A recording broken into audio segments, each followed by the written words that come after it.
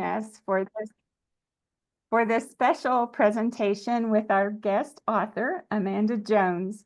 We're so happy that Amanda can make time for us. She's a very, very busy librarian, and we're all so very interested in her experiences and what's been happening with her most recently. And we can all learn a great deal about intellectual freedom in libraries and about the impact of book challenges and bans on libraries, and particularly on the life of Amanda Jones as a librarian. And I had the pleasure, along with Dean Wushab Jung, this last summer of spending the day with Amanda in Emporia. She was present for the Kansas Summer Institute for School Librarians. She spent the entire day with us. She was so very generous to share her story. And also, she shared so many wonderful details from her own practice of school librarianship. And I can tell you that the 60-some librarians that were in the room were really glued to her talk about practices in the library. And when I talk about Amanda in my classes and with people in the public, I have the pleasure of saying that I know firsthand that she is a real excellent school librarian. I think that matters a lot because there's so many people who want to speak negatively about her. I hope we become loud voices in support of her. And hearing what she does in the library makes that very easy. And so, Amanda, I'm so happy that you're here. She just was at the film festival in Utah. Let's see, I've forgotten the name of the town. Park City, Utah. And Amanda, you might know that the director of the public library in Park City, Utah, is a graduate of our program, Adrienne Juarez. And Adrienne she was also a regional program director for us in Utah for many years. So I hope you got to meet Adrienne. She's a lovely person and a wonderful director there. And so I was just keeping my fingers crossed that you might have. I know she came to the show, so maybe you didn't get to meet her, but she was certainly there being interested in you, that's for sure, along with quite a few members of her staff from the library.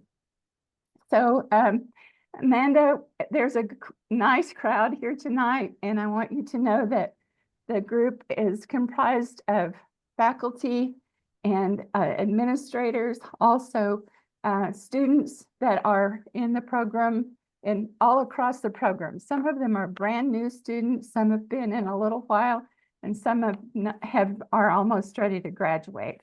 And so those students who are brand new to the program and to this profession as a professional practice may not know as much about book challenges and bans as some of the other students. So please feel free to just tell us whatever you would like.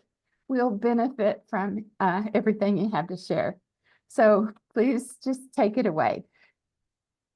Thank y'all. Thank y'all so much for having me. And I'm going to go ahead and share my screen. Let's see. I'm going to make sure I'm doing this correctly. Okay, you should be able to see my screen now. We do. Yay! Good. Okay. So excuse me, I'm sorry, I'm going to be coughing a little. I'm sorry, I'm recovering from pneumonia. But my name is Amanda Jones, and what you can see on the screen right now are just some pictures. I always like to kind of show a little my library. It's very small, school library, and my family. I've been married for 20-something years, and I have a daughter that's 18. I love to volunteer for state and national organizations. I am the current past president of the Louisiana Association of School Librarians, but I'm also very active with AASL and ALA. I'm the Louisiana Chapter Councilor for to ALA, and on the Intellectual Freedom Committee, and running for the executive board of the Intellectual Freedom Roundtable coming up soon. So these are just some pictures of me with my friends and speaking in front of the one of the legislative sessions. So I'm going to talk about that.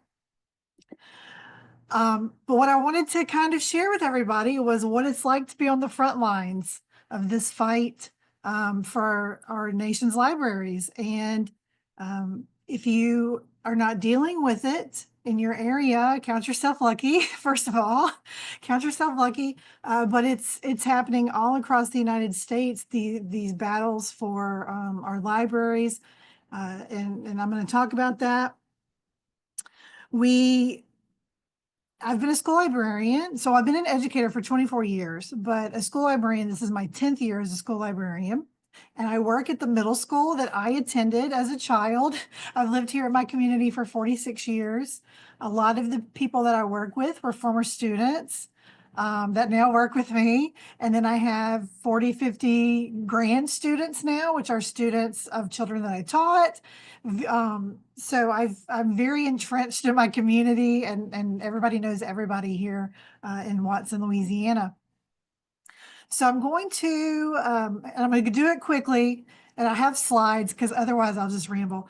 But in 2021, I was chosen as the School Librarian of the Year for School Library Journal.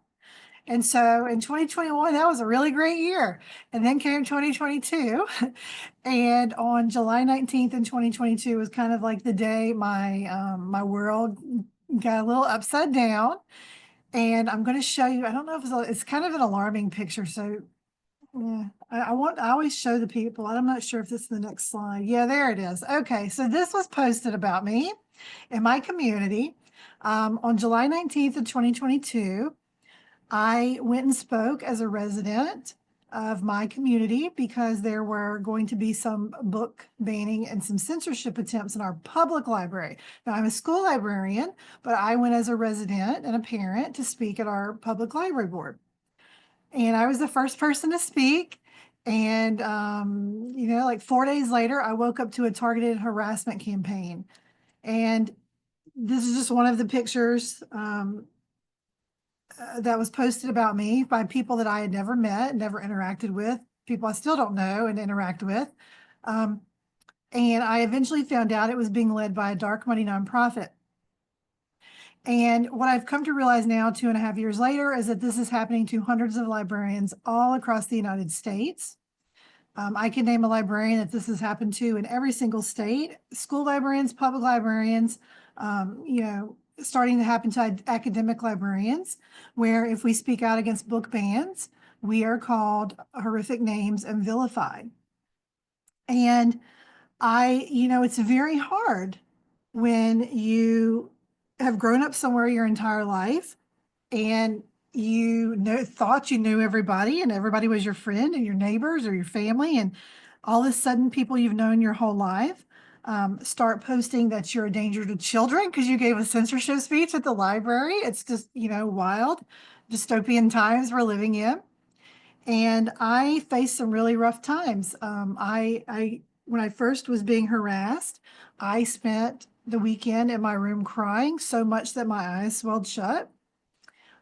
It's been 2.5 years and the harassment is still continuing. They still harass me like constantly. And that harassment takes many forms. I get called awful things in public. I don't go grocery shopping anymore. I get my groceries delivered. When I go and speak at schools, school board meetings or library board meetings, I get told awful things. But after, a certain amount of time, it just starts, you become accustomed to it, unfortunately. But I decided that, as a librarian who feels strongly for the right to read, everybody's right to read and see themselves and their families reflected on the shelves. And as a very privileged person, I grew up middle class. I have a good, home life situation happening here, and I'm white and straight and cisgender, and I'm very privileged. And I thought to myself, I could easily be silent, or I could use my power and privilege for purpose, which is a quote, something I heard author Samira Ahmed said.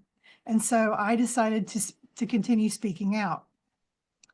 And so that speaking out has come in many different forms that I'm going to talk to you about. And I'm going to go from, what's happened to me and the things that I've done to how you can, speak out in your own communities. I actually decided to sue the two main men that were defaming me. We're still in a lawsuit. It's been 2.5 years. The wheels of justice spin very slowly and are not always fair. But I did have a recent win in the Louisiana Supreme Court in December, but it's still ongoing and we haven't stopped. But I did have a win. And so I am winning right now. But it wasn't just local hate. It was picked up by national organizations. Chaya Rajcek, Libs of TikTok, Moms for Liberty, Gays Against Groomers, the usual hate groups have a lot to say about me online. That's why I don't go online and look at it. You just torture yourself. So, that's how, if you plan on speaking out against censorship attempts, don't go look at it. But not only that, but Louisiana has become a hotbed because of political figures in Louisiana that are attempting to defund our libraries. We even had a bill this past legislative session, this past year, to imprison librarians who attended American Library Association conferences. 2 years hard labor in prison for attending your professional development conference. And when I talk about hatred and harassment, this is my legislator, and she is a former friend of mine that was my school board representative that became our state representative for my area. And those are my students, and that is her posing in what looks like an orange jumpsuit right after she filed the bill to put us librarians in prison in Louisiana. And she made it her Facebook profile picture. And I always like to show people so they understand the depths of the hate towards librarians here in Louisiana. But I decided to fight back. So I gave a public speech. I was harassed. I'm in a court case still. I'm actually now in 3 court cases, and I'm winning all of them at the moment. But I turned it into action. And so I built a local library group called the Livingston Parish Library Alliance. We have a website. If you want to look it up, Livingston Parish Library Alliance. And we fight very hard locally for our public library. And that fight is turning into the schools now because they're starting to challenge books in our school system. So we have this library alliance that I founded, and it's dozens of us now, and we go and we speak out. I also joined with several neighboring, we're parishes in Louisiana, not counties. So I joined several other alliances from other parishes because we're all being attacked by the same people. And we founded Louisiana Citizens Against Censorship. And that alliance, or that coalition, Louisiana Citizens Against Censorship, helped defeat 8 of our 9 anti-library bills here in Louisiana last year. Since then, I've gone on to write a book and filmed 2 documentaries now, but I'll kind of go over a few things. And I'm going to go through this quickly. And if you notice that GIF, I regret nothing. If you feel strongly about something like I do, which is I feel strongly about the right to read and intellectual freedom, I have no regrets. And so I still show up in my town. I show up in meetings, and I help people build coalitions. I help people learn to speak out at these meetings, how to speak out at the legislature, I have a lot of librarians contact me from across the US on court, how to take action in court as far as defamation cases, and I refuse to be silent. Oops, sorry about that. So I just wanted to talk to you a little bit about why it's important, because a lot of people, I'm in a lot of librarian groups on Facebook, and I see comments about, book banning and grumblings, and why is it important? It's important to me as an educator I'm a middle school librarian. So my students it's a 5th and 6th grade school. So my students are 9, 10, and 11. So they're kind of young. They don't know exactly yet who they are as people. They're getting there, but every one of our students that attends my school deserves to feel seen and heard and represented, and that their families are represented on the shelves in our library. All of them pay taxes, and they all deserve to have a seat at the table in the library. I also think it's very important as an educator to show that I stand up for the rights of all students, no matter what communities, their race, religion, socioeconomic status, whatever their background. And so that means that I'm going to fight for them. I'm going to fight very hard, and they know that. I don't necessarily fight at school. I'm not, it's most of my activism is work is after hours. Well, all of it's after hours. But the kids are smart enough to know what's happening in our communities. And I do get comments from students. I don't talk about it with the kids because they're young. But I have had kids come up to me and say, my mom says, you're one of the good ones. I can trust you.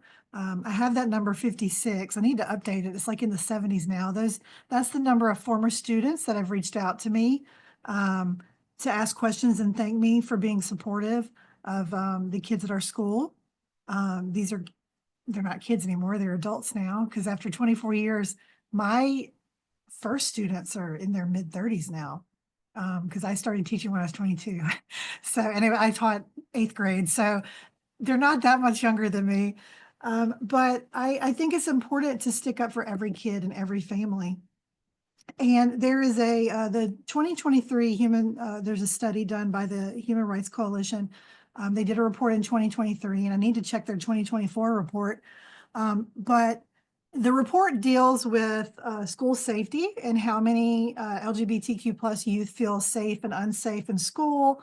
And just so many students feel unsafe at school these days. I mean, for obvious reasons. But 9 in 10 students surveyed, and it was a lot of students surveyed, reported that they feel safe in the school library. And to me, that hit home, because as a school librarian, I actively teach all 650, 700 students at my school. I'm the only person on my campus that actively teaches every student on campus and actively collaborates with every faculty member. And so my goal when I became school librarian was to make our library the heart of the school. You always hear that, the heart of the school. And I feel like we have. And to me, that's a huge responsibility. When you actively teach every kid in the school and you actively collaborate with every staff member, you have to make sure you represent everybody. And a lot of times I'll speak to library science classes, education classes. And in one of our local classes, at LSU, a former student of mine was in the audience, and she's very religious. And she said, Miss Jones, I understand what you're saying. This is a library science class. But she said, but what if something goes against my personal beliefs? And I said to her, well, you leave your personal beliefs at home. You leave your personal, and she was talking about the LGBTQ plus community. And I said, regardless of what you believe and don't believe, you have students that are members of the LGBTQ plus community. You will have them. And if not, some of their parents will be. And you are responsible for them as well, to make sure they feel seen, loved, and represented and safe, just like everybody else. And I said something to her that she did not like. And I said, if you can't do that, you need to get out of library science. And I stick by that statement. And some people don't like when I say it, but if you can't serve all your patrons and all your students and everyone in the library, or whether it's school or public, then you don't deserve to be a librarian. And that feels harsh, but I really feel strongly about that. It goes back to the Dr. Rudine Sims Bishop quote about windows, mirrors, and sliding glass doors. And I think about growing up. So I grew up here where I live, and it's still a mostly white community. And I think about how my mom took us to read. She took us to, she took us to the public library every week. My mom's a retired kindergarten teacher, and she took us to the public library. And I think about what my life would have been without diverse literature. I would be a completely different person if I hadn't read The Bluest Eye by Toni Morrison, or I hadn't read The Color Purple by Alice Walker, or I hadn't read The Joy Luck Club by Amy Tan growing up. And books have the abilities to be windows. You can look through and see other worlds, and you can compare them to your own, and you can realize that we are not all the same. We all have different experiences, and we can all learn from each other. And then I, hope that students can find books that are also sliding glass doors, and they can enter those other worlds and learn compassion and learn about other places. Because I do live in a very rural area that is very low socioeconomic status. Every kid at my school has free lunch. And so a lot of the kids are not going to be able to travel the world, but I can bring the world to them or give them a glimpse of the world in the literature on our shelves. So I believe very strongly in that. And a lot of people tell me, that's great, but why do you have to talk about it all the time? I've heard that from my own mother. Why do you have to talk about it all the time? Well, I told my mother when she asked me that, well, you raised me to be this way. You raised me to speak out and champion my causes and the underdog and love thy neighbor. And that's what I'm doing. And I think that a lot of us sometimes feel like we're just one person. As a school librarian, I'm the only school librarian on my campus, and it's lonely because I compare when I used to teach. There might be 7 or 8 other English language arts teachers or science teachers, and then I'm the only one, and it gets lonely. So sometimes we feel like we don't matter, but we do matter, and it only takes one person to speak out about something to have people pay attention and make a big wave. And so I'm all about trying to find our voice and speak out. I don't necessarily like talking all the time. Contrary to popular belief, I'm an introvert. But it's important to me. And so I speak out about what's happening in our libraries. And so this graphic you'll see is very small, but on the screen, but I call it the roadmap for the attacks on our libraries. And I did it for Louisiana. I created this graphic for Louisiana Citizens Against Censorship, but it's the roadmap being used in every single state in our country. And you can find this graphic at Louisiana Citizens Against Censorship on our resource page, unless they took it off. It's one of the only websites I'm not the webmaster on. Someone else does that website, the website for us. I think it's still on there. But we're seeing a profound attack on books and stories and people. And 10,000 books, I think, were banned last year, is what Penn reported, last year alone. There's also, I read an Ed Week article that said $3 billion, billion, not million, $3 billion was spent just last school year on culture war issues, book banning being one of them. They're very costly. It costs a lot of money to, well, Florida's finding out that some of their school systems, their counties are having to spend a lot of money. I think it was like there was one county that they're in a lawsuit over the book In Tango Makes Three. And that school system has spent $150,000 just to keep that book off the shelf, a book about 2 penguins. And I asked author Peter Pardell how he felt about that, because he's the author and he's part of the lawsuit. And he just says it's unfathomable to him that a school system will waste $150,000 so far to keep a book about 2 male penguins off their shelves. I think about that's 3 librarian salaries. Well, Louisiana librarian salaries. But that's 3 librarians, or I think about all the books that could buy. But what we're seeing, it starts with the books. It starts with the books, and they'll say, they change their tactics, because at first, when it first started here in my community, their tactic was attacks against books that had authors and characters of color or were members of the LGBTQ plus community. They got called out on it, and they didn't like me. They didn't like me calling them homophobes and racists, because I call it like I see it. And so they kind of switched tactics, and now it's sexually explicit material. But when you look at the books, it's still the same. Still the books. It's the books by and about with characters and authors of color in the LGBTQ plus community.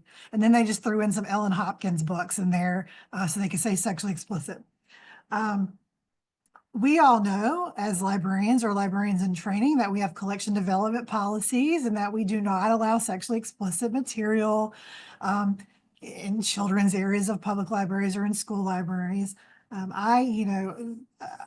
One of the books that's brought up a lot is the book Genderqueer by Maya Kobe. And they'll say, oh, well, do you have genderqueer in your library? And I say, well, no, because as a professional librarian, I use professional reviews, and that is not a professionally reviewed book for my students. Age group, I think it's a great book. I love genderqueer, but you have to explain a lot to the public, the general public, about collection development. So as you're, if you're in library, you're training to become a librarian, you need to get those policies, pay attention to school and understand the nuances to collection development and challenge policies and reconsideration policies so that you can explain it, because you are going to be having to explain it a lot. But it's so much more than just the books. And the books, let's be honest, it's not about the books. They're attacking people and they're trying to silence stories. And they do this by banning books. But then it goes so much more. You see complete takeovers of school boards and public library boards. We're seeing all across the country. This roadmap continues to travel into where it's the politicians pick it up. The politicians pick it up. Our governor, which I call him a goblin in human clothes. Our governor, his platform for running for governor, he was attorney general, was protecting the innocence of the children from the evil librarians in Louisiana. And that was his platform, or one of his platforms. And so it's a lot of politicians' platforms. We have our parish is governed by 9 parish council. And 8 of the 9, their campaign flyers when they were running for parish council was, we've got to stop the woke indoctrination in the libraries. And so the politicians pick it up and they say, elect me, because when I'm elected, I'm going to swoop in and save you from these problems that don't actually really exist. Then we're seeing legislation, sweeping legislation across the country. And I want you to write these states down: Idaho, Iowa, Arkansas, Utah, was every state, Texas, Florida, of course, Louisiana, but we're seeing rampant legislation. In Utah, they passed a bill that if 3 school districts in Utah object to a book, the book is banned statewide. And so as of right now, there are 15 books banned statewide from the school systems in Utah. South Carolina, just this week, a day or 2 ago, banned 4 books statewide. So it's a growing problem. And then, of course, it's always about the funding. If you're a school librarian, you're going to work in a school and you're going to hear a lot about vouchers.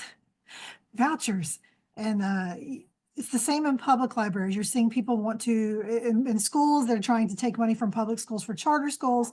And in the public libraries, they're just trying to cut funding. And that's what we're battling right now in my public library. And it's been a very long battle. We had an extremist takeover on our board, our parish library board. And I was like really excited 3 or 4 weeks ago because I ran a campaign that successfully got all of them dismissed from the board. It was like I don't know, I need to look up whatever that term is, my success story of December. And then now they've installed some more extremists. So we're back to not square one, but we're so it's a constant battle, but they're trying to cut funding. They're trying to slash hundreds of thousands of dollars from our budget. So what can you do? Well, one of the things you need to do is I tell people, pay attention in your library classes so you understand what censorship means, because the general public doesn't tend to understand fully what censorship means. And so I like this slide that was done by the Office of Intellectual Freedom for the American Library Association.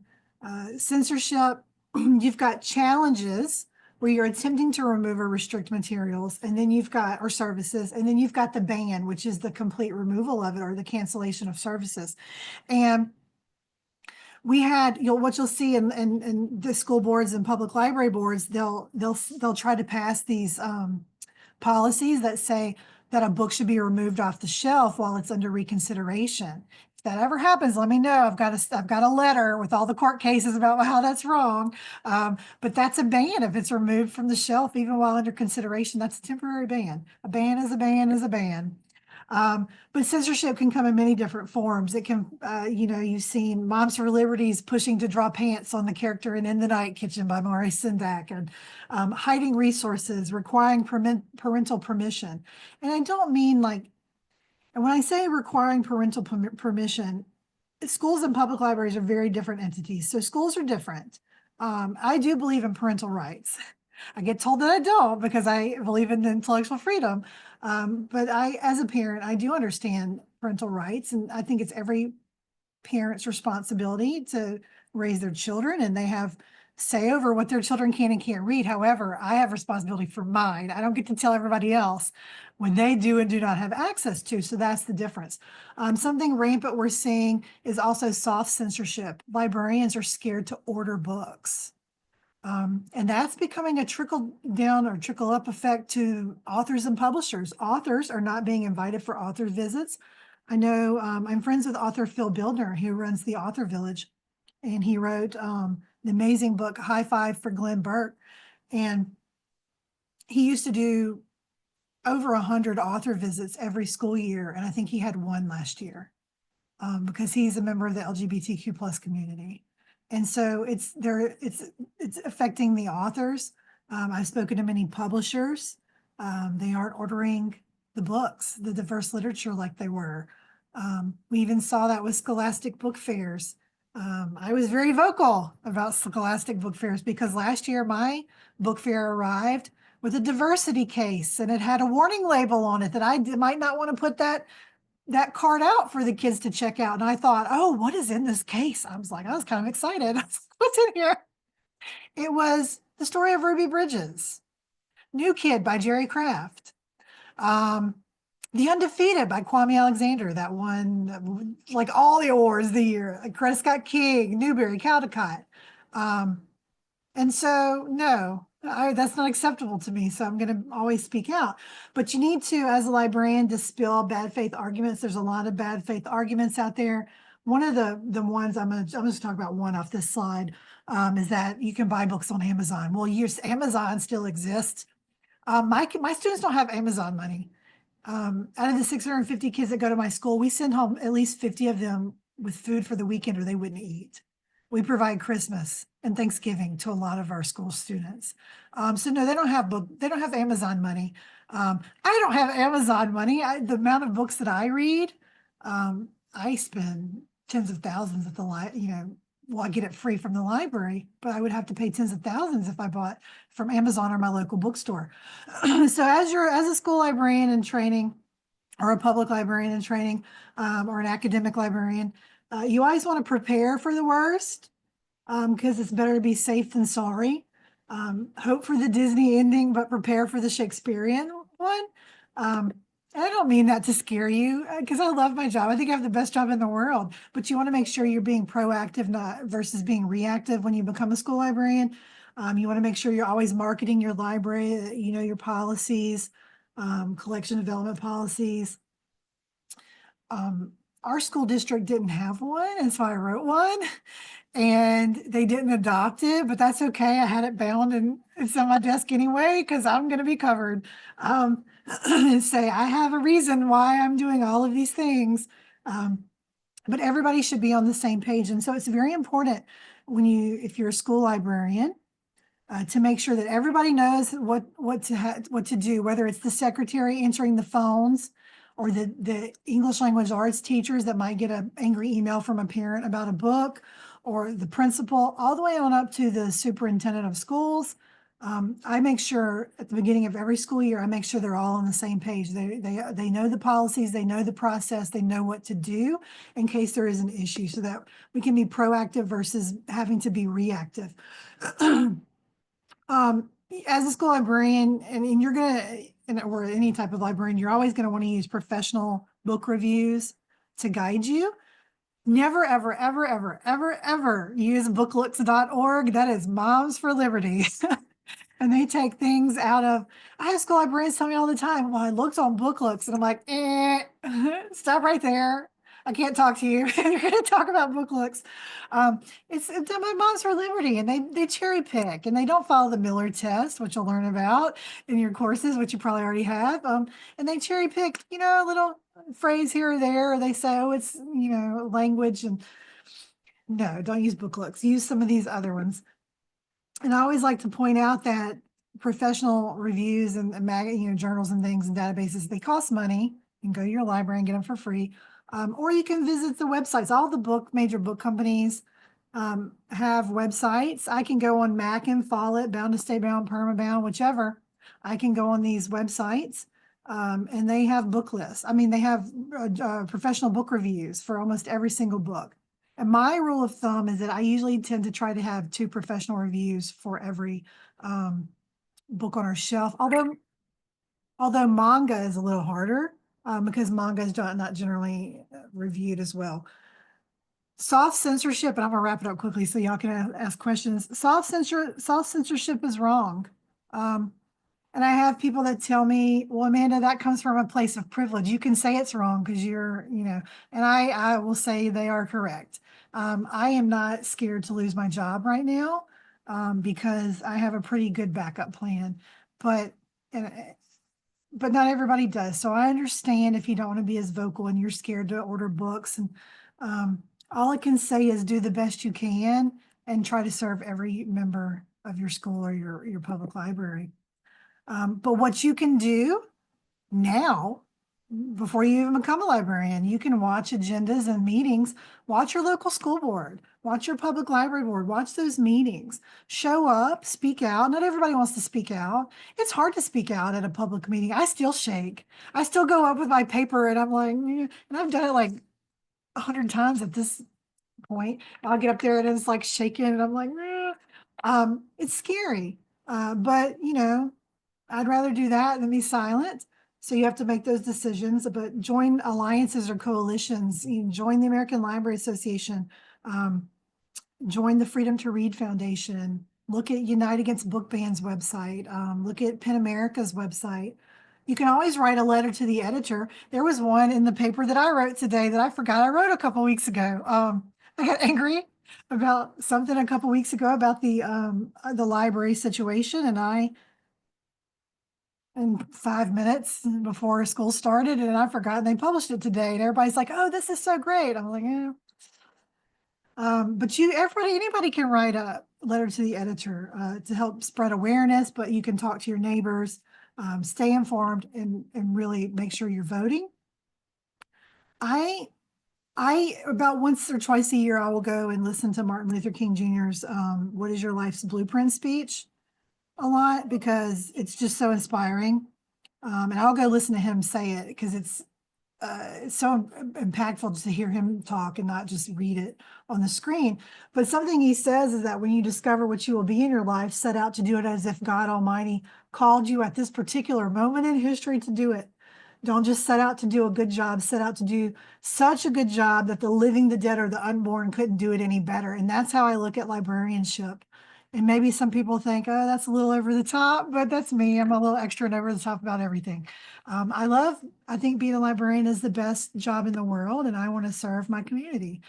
So I did write a book called That Librarian, because that's what they call me. And that librarian is talking again. She won't be quiet at the library board meetings. And it tells my story. And it goes through and it has the original speech that I gave that caused such a scandal, which you'll read it and you'll be like, this speech caused a scandal? It's such a non-scandalous speech. But I did write a book, and if you like audiobooks, I am the narrator of my own audiobook, which is very weird. I don't want to listen to it ever. I don't like to hear myself talk. But to me, the biggest flex you can make when people defame you is to thrive in spite of them and do it with kindness, because if they were thriving, they wouldn't want to tear others down. And whatever you're talking about in librarianship, whatever topic you're talking about, you want to make sure you're doing it with kindness and empathy and compassion, because you are an example to the children at your school or to the patrons in your community. And I would never want to set a bad example. The people that harass me, for speaking about book bans set a very horrible example of how to act. And I want to make sure I counter that in a way that is completely opposite from them. Also, I've been on this spiel lately when I've been talking to people to make sure I talk about my nonprofit. I always think that you should do something that makes you happy, and being a librarian makes me happy. So I recently founded a nonprofit called Librarians Building Libraries with two of my friends, Dr. Andrea Trudeau from Illinois and Tom Bober from Missouri, which is near y'all. So we founded this nonprofit, and our first project is going to be the Jane Adeni Memorial School in Kenya. We're going to go train the girls how to be little librarians. And they're a self-sustaining school, which means we're going to bring them the resources and teach them how to do it. And they're going to take over their own library, and the older students will train the younger students. And it'll hopefully be self-sufficient. Of course, they're going to still need books, but they'll know how to run their own library after we leave, or that is the hope. So I'm going to leave on this, and I'm not going to read it all, but Amanda Gorman, The Hill We Climb. I'm just someone that's not going to be turned around or interrupted by intimidation. And it doesn't mean I'm brave or strong. I am not. I cry almost every day. Being a librarian in today's America is not for the weak or the faint of heart. But know that you, as a librarian, you get to change so many lives. You have the ability to, you don't even know the ripple effects you'll have on people's lives by putting the right book in the right hands at the right moment. You just don't know. Or you will. People will tell you about it later in life, because I'm being told about it later. But again, my name is Amanda Jones, and I do have a website that I so desperately need to update because I've been on book tour for 6 months and I haven't updated it. But I am on Blue Sky at librarianjones.com on Blue Sky if you want to follow me. And I'm on Instagram at @librarianjones. I'm recently on, I say recently, just in the past 6 months on Instagram. So my Instagram game isn't that great. I was actually not going to be on Instagram at all. But because of the speech that I made, my original speech that I made, it caught the eye of Terry Zuplat, who is former President Barack Obama's one of his head speechwriters. And we struck up a friendship over that speech that I gave because his mother and sister are librarians. They're public librarians. And so he had a book come out about the same time I did, and we were like crossing each other across book tour. And he's like, Amanda, you've got to get an Instagram. So I do have an Instagram now. I'm working on it. But that is my contact information. But I would just like to open it up if anybody has any questions.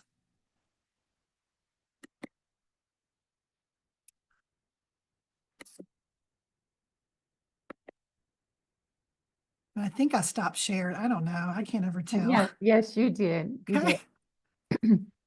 So we have about 20 minutes. I really hope that you all will jump in and take advantage of this rare and wonderful opportunity that we have here for a few minutes.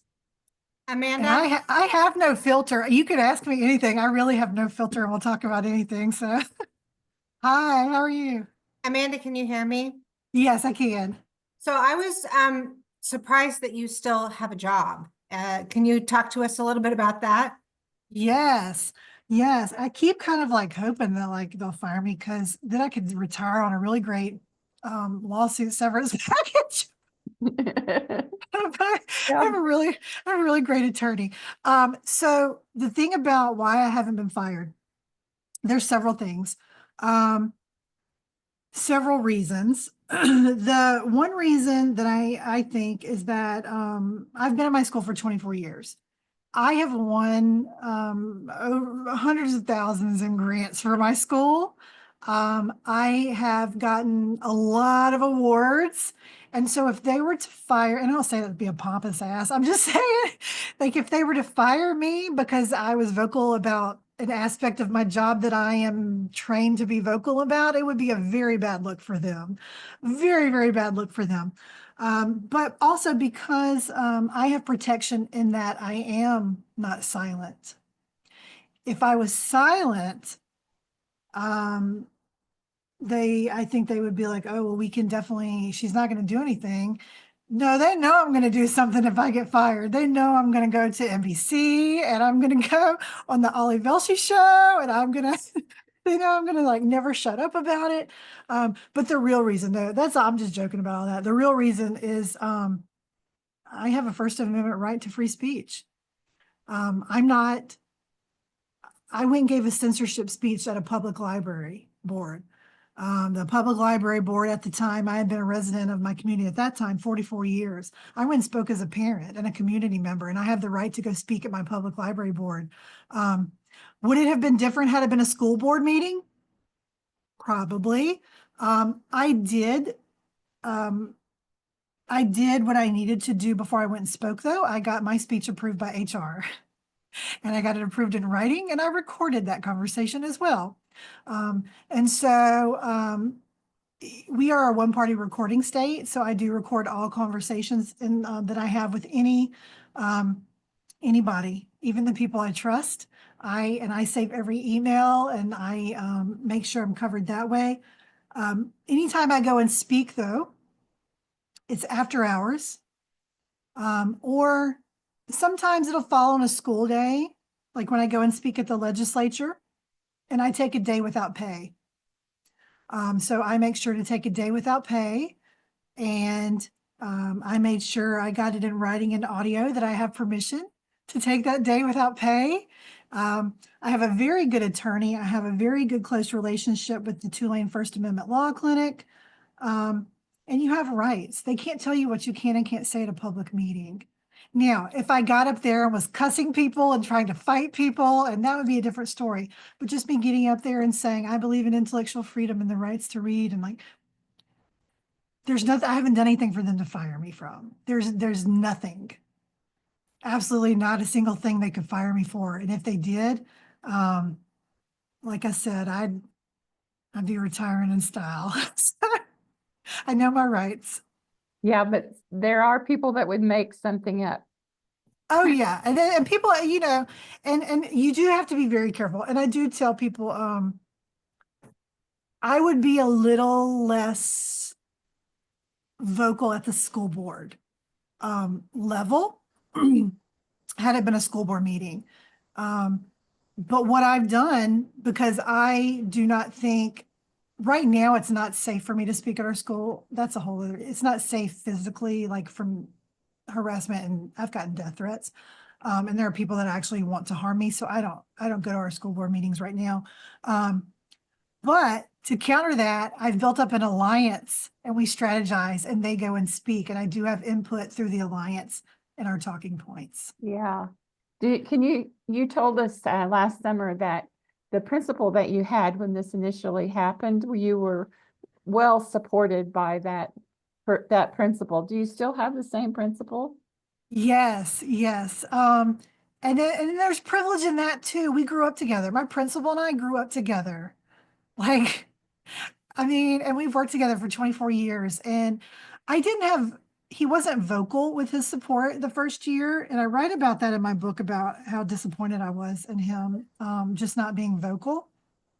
And I've come to terms with that. And after I wrote my book, I let him read the chapter about himself. And I think he realized, I wasn't very supportive. So now I would say he's one of my strongest supporters. I have had people try to get me fired this year. I'm an indoctrinator. And they come up, she's indoctrinating the children, and my principal's like, with what? Like, what are you talking about? But he will back me up. Like, he is my strongest supporter right now. So, and I am fortunate to have one of our assistant superintendents of our school system. His wife is a librarian in our district. So when I say I have privilege and a platform, I really am privileged in a lot of ways. And that's why it's important to me to speak out, because not everybody has the support from their principal or assistant superintendent like I have.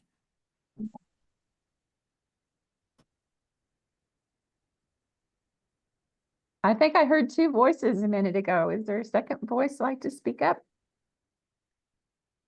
I have a question. This is kind of a weird question, but do you have to have extra insurance in case people are suing you, or?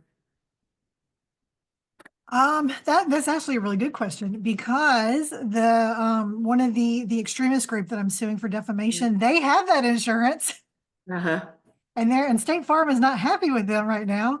Um, I do not. So lawsuits are very expensive. I've spent 60,000 so far.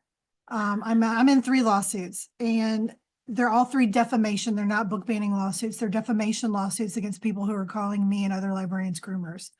I leave the book banning lawsuits up to Penguin Random House, who seems to be leading the charge on all those, and Penn America. But I have a GoFundMe.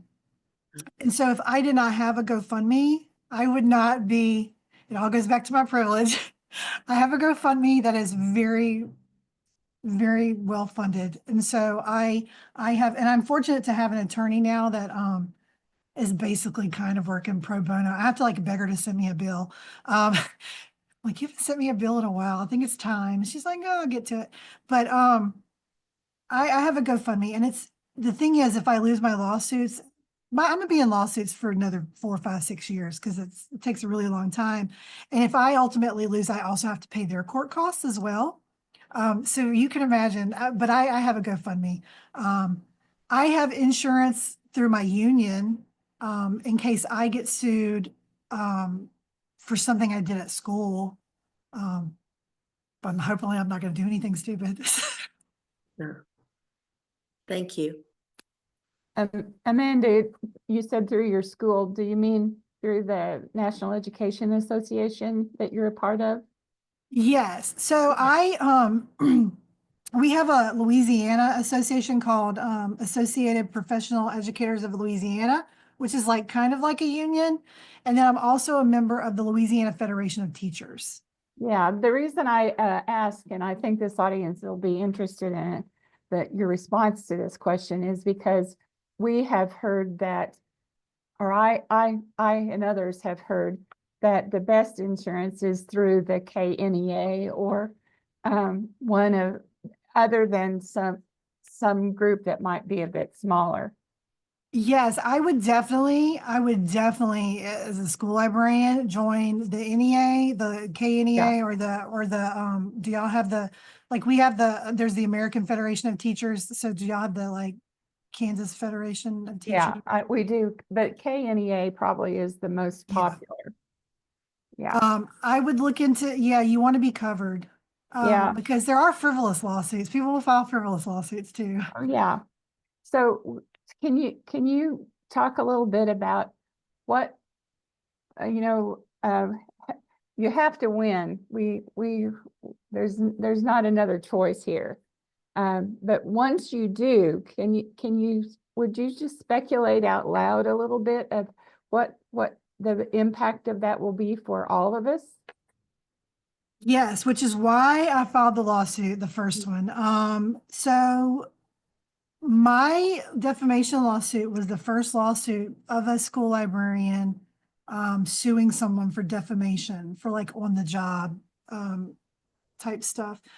And so, and then I went on also this past December to file an additional 2 lawsuits against a man in New Jersey who defames me in New Jersey, but he has also traveled to Louisiana to defame me, hence the 2 lawsuits we filed in Louisiana and New Jersey. A couple of librarians, there's a Roxana Caivano is a school librarian in New Jersey who has filed a defamation lawsuit. But ultimately my case will set precedent. And so what I recently won in the Supreme Court, so the judge, my local judge dismissed my case and said I don't have a case. It's their opinion that I teach children how to perform sex acts. But I won in the Supreme Court, Louisiana Supreme Court, which said no, they have to prove she's doing these things or it's defamation. So that's where I'm at right now.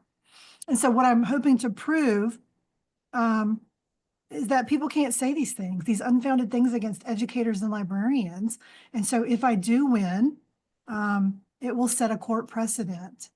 And then right now I'm in a state case, so the state of Louisiana, but my other 2 lawsuits are federal. So that will be a federal, I'm hoping to give federal protections to educators that are tired of being called pedophile and groomer for Yeah. simply having a book with an LGBTQ plus character on their shelves. Yeah. So, cross fingers. Yeah, I hope our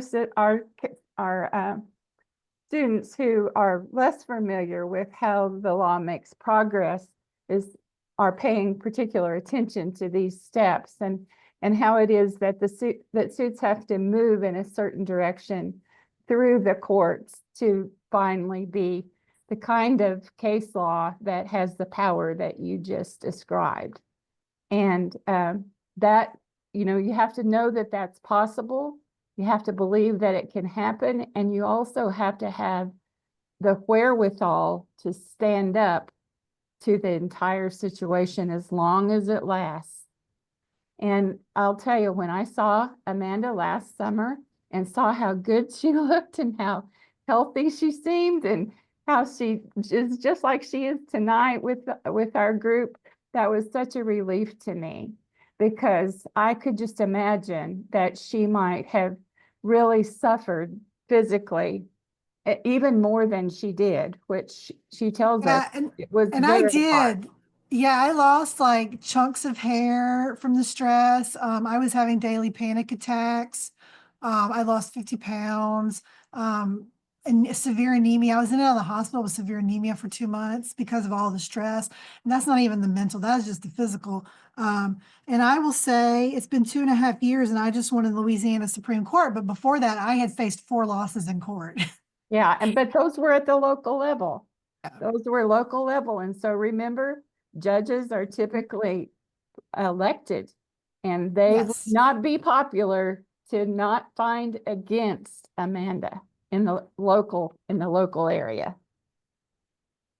You just That got to was keep to be going. expected. That was to be expected. And it's actually, I think everything is meant for a reason. And when I was losing at the local level, I just kept telling myself, well, it has to lose at the local level to go to the That's higher right. level where it sets precedents. So Yeah. And you can see now why I was worried about her, because she really, there was it was a bad. It was bad for a that while. happened to her, and rightfully so. She's a strong person, and nevertheless, what they came at her with was so strong, even a strong person couldn't survive it all. I think Really Janelle bad. has her camera on. I wonder if Janelle would like to say something. Yes. First of all, I'm really honored to be here and hear you speak. I work with high schoolers in California, so I'm somewhat privileged and lucky in that respect. But we still have had our bits of challenges. And I'm curious how you interact or how you approach or deal with the students that come up to you and say, I heard you allow bad books in the school library, or just those kind of interactions where they start to question you. And I wasn't going to put a banned book display up last school year, but then we got a book banned, and it was my job to educate the district and my principal and everyone, because there was no solid plan in place. So then I threw up a banned book display, and we actually have kept it up a year and a half, because it allows for a lot of conversation, interaction, and some thinking points to have with these kids. But yeah, when you've been villainized and they kind of come towards you with those questions, how do you approach that? Redirect. And it's going to be easier for me because mine are 9, 10, and 11, and they're so easy to redirect.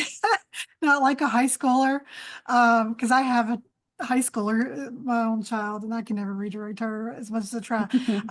But the kids, like I've had kids come up and say, oh, Miss Jones, I saw them talking about you on the news last night. And I'm like, oh, well, I redirect. So I'll say, oh, well, one time I was on the cover of a magazine. Look at this. And I'll just like, I've had kids say, Miss Jones, I was in Barnes and Noble and somebody wrote a book about you. That's cute. And some kid goes, yeah, because she likes to give kids dirty books. And I go, well, I guess you heard wrong then, didn't you? Don't see a book with you with your face on it in Barnes and Noble. Oh, I'm horrible. I joke with the kids though. Like I just have a really good rapport. It's all about building your rapport, and I'm just sarcastic with them. And you know, and it doesn't hurt that almost every kid at my school, I went to school with their parents or I taught their parents. So it's going to be different for me. But redirect. I have little sticky notes on my desk for redirect when people call and ask me questions, like scripts of like what I'm going to say and do, and just know in advance.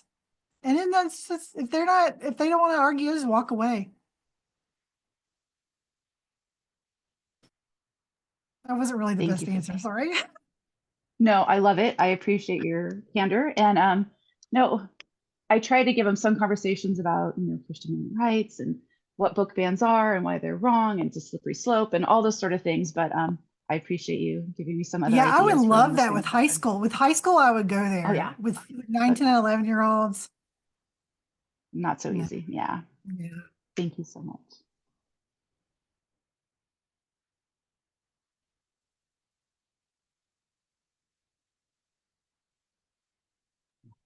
Well, Myra, you're muted. Oh,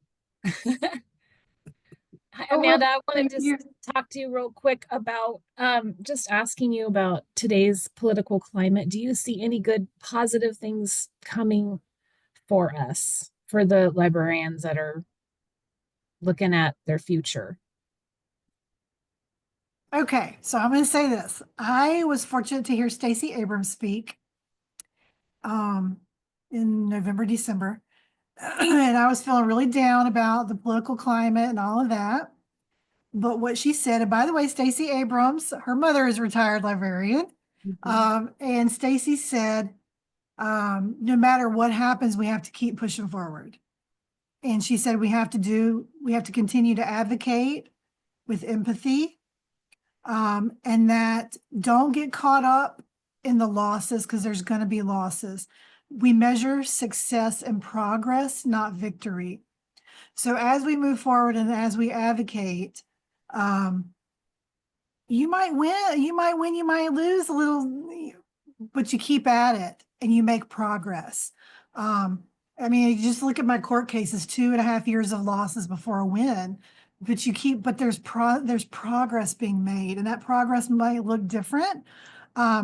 But we're all in different places in the United States with the book banning. So like we're seeing like in Florida, where they started ahead of us, they're making progress. They're winning the lawsuits. Arkansas is winning the lawsuits. And some days we'll have victories, some days we'll have losses. But if we keep moving forward, eventually the pendulum swings back. So like right now it's swung the way of the book banning, the pendulum will swing back. And when it does, I want to be able to say that I was the one that helped make that pendulum swing back and that I was on the right side of history during this moment. This is a great place. This is a great place for us to bring this wonderful conversation to a temporary close. We're not going to be the end of it. We'll keep it going in every way that we can. And I too heard Stacey Abrams, not in person, but she was at the Kansas City Public Library during the last part of 2024. And students in my intellectual freedom class will be I'll point that out to them, the speech that she gave there. And she's a very good speaker, right along with you, Amanda. And I'm so glad that you are harking to her wise intellectual words. She's very well aware of what this is all about and committed to being with us all the way. So everyone, keep thinking about these issues. Think about them hard, not lightly, and do what you can where you can. And we'll keep this conversation going. And Amanda will be paying attention to how things are going. But what's the name of your GoFundMe? It's just on my website. I forget what the title of it is. It's if you go to librarianjones.com, I have a tab called Speaking Out, and it's on there. And then everybody stay tuned, because in October, I'm in a documentary called The Librarians that just debuted at Sundance, and it'll be on PBS in the fall. And it's executive produced by Sarah Jessica Parker, who is a lovely person and an avid library user. So Yeah, we're so proud of you. Thank you so much. Take care. Thank you, Get Amanda. well. Get well. Bye, everybody. Y'all have a good evening and thanks for having me. Thank you. Just put the GoFundMe in the chat if anyone's interested. Oh, thank you, Kenna. No problem.